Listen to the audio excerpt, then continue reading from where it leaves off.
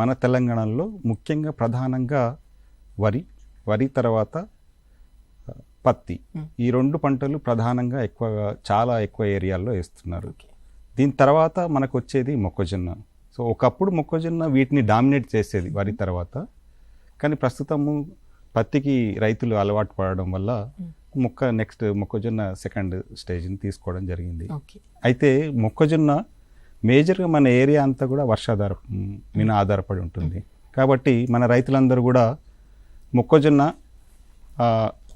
ఎర్రచలక ఏరియాల్లో వేయడం, తర్వాత పరుగు నెలల్లో కొంత శాతం వరకే ఏరియా ఉండడం.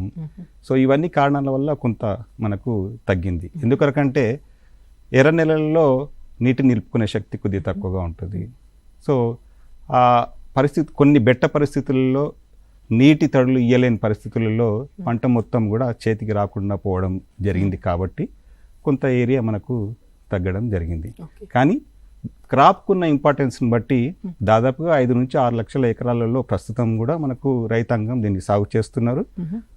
క్రాప్కు ఒక దాదాపు 30 నుంచి 35 క్వింటాలు ఒక ఎకరాకి దిగుబడిని ఇచ్చే సామర్థ్యం ఉన్న హైబ్రిడ్స్ మార్కెట్లో ఉన్నాయి. కాబట్టి కన్సిడరబుల్ అమౌంట్ ఆఫ్ ఇన్కమ్ ఫార్మర్స్కి వస్తుంది.